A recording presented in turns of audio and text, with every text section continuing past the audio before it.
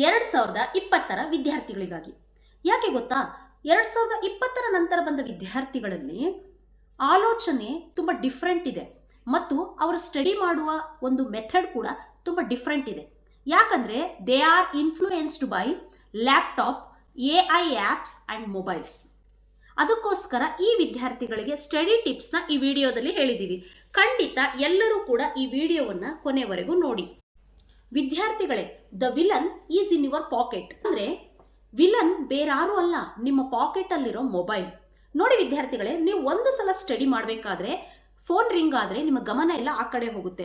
ಒಂದು ಸಲ ನೀವು ಸ್ಟಡಿಯಿಂದ ಡಿಸ್ಟ್ರಾಕ್ಟ್ ಆದರೆ ಮತ್ತೆ ನಿಮ್ಮ ಮೆದುಳು ಕಾನ್ಸಂಟ್ರೇಟ್ ಮಾಡಬೇಕಂದ್ರೆ 20ರಿಂದ 25 ನಿಮಿಷ ಟೈಮ್ ಹಿಡಿಯುತ್ತೆ.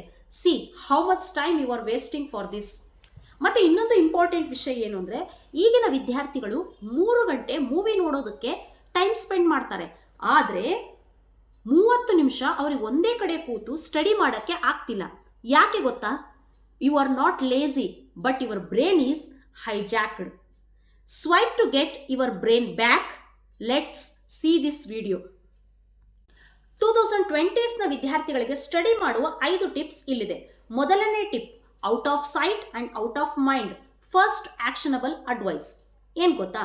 ನಿಮಗೆ ಸ್ಟಡಿ ಮಾಡಬೇಕಾದ್ರೆ ನಿಮ್ಮ ಮೊಬೈಲನ್ನು ಸ್ವಿಚ್ ಆಫ್ ಮಾಡೋದಷ್ಟೇ ಅಲ್ಲ, ಸೈಲೆಂಟ್ ಮಾಡೋದಷ್ಟೇ ಅಲ್ಲ, ನಿಮಗೆ ಕಣ್ಣಿಗೆ ಕಾಣದ ರೀತಿಯಲ್ಲಿ ಎಲ್ಲಾದರೂ ಅದನ್ನು ತೆಗೆದಿಡಿ ಅಥವಾ ಕಬೋರ್ಡಲ್ಲಿ ಮುಚ್ಚಿಡಿ. ಯಾಕಂದರೆ ಕಣ್ಣಿಗೆ ಕಾಣಲಿಲ್ಲ ಅಂದರೆ ನಿಮ್ಮ ಮೆದುಳು ಆ ಮೊಬೈಲ್ ಬಗ್ಗೆ ಯೋಚನೆ ಮಾಡಲ್ಲ. This is the simple psychology. Step 2, just start for 5 minutes. 3 ಗಂಟೆ ಸ್ಟಡಿ ಮಾಡ್ತೀವಂತ ಹೇಳಬೇಡಿ, ಇದರಿಂದ ನಿಮ್ಮ ಮೆದುಳು ಭಯಪಡುತ್ತೆ. ಜಸ್ಟ್ 5 ಮಿನಿಟ್ಸ್ ಅಂತ ಸ್ಟಾರ್ಟ್ ಮಾಡಿ ಸ್ಟಡಿಗೆ ಕೂತ್ಕೊಳ್ಳಿ. ಇದರಿಂದ ನಿಮ್ಮ ಮೆದುಳಿಗೆ ಟೆನ್ಷನ್ ಆಗಲ್ಲ, ಆಗ ಕಂಟಿನ್ಯೂ ಅದು ಸ್ಟಡಿ ಮಾಡ್ತಾ ಹೋಗುತ್ತೆ. ಎಲ್ಲಿವರೆಗೂ ಡಿಸ್ಟ್ರಾಕ್ಷನ್ ಆಗಲ್ವೋ ಅಲ್ಲಿವರೆಗೂ ಸ್ಟಡಿ ಕಂಟಿನ್ಯೂ ಆಗುತ್ತೆ. ಯಾಕಂದರೆ ಇದು ಯಾವ ಲಾ ಪ್ರಕಾರ ನಡೆಯುತ್ತೆ ಅಂದರೆ, ನ್ಯೂಟನ್ಸ್ ಲಾ ಆಫ್ ಮೋಷನ್. ಚಲನೆಯಲ್ಲಿರುವ ವಸ್ತು ಚಲಿಸುತ್ತಲೇ ಇರುತ್ತೆ. Step 3, use the Pomodoro technique. ಅಂದರೆ ಸ್ಟಡಿ ಪ್ಲಸ್ ಬ್ರೇಕ್ ಮೆಥಡ್.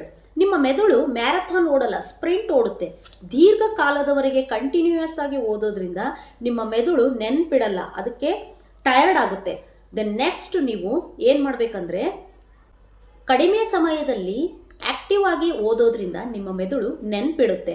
ಅದಕ್ಕೋಸ್ಕರ ನೀವು 25+5 ಮೆಥಡನ್ನು ಯೂಸ್ ಮಾಡಿ. ಅಂದರೆ 25 ನಿಮಿಷ ತುಂಬ ಫೋಕಸ್ ಮಾಡಿ ಸ್ಟಡಿ ಮಾಡೋದು, 5 ನಿಮಿಷ ನೀವು ಬ್ರೇಕ್ ತೆಗೆದುಕೊಳ್ಳೋದು.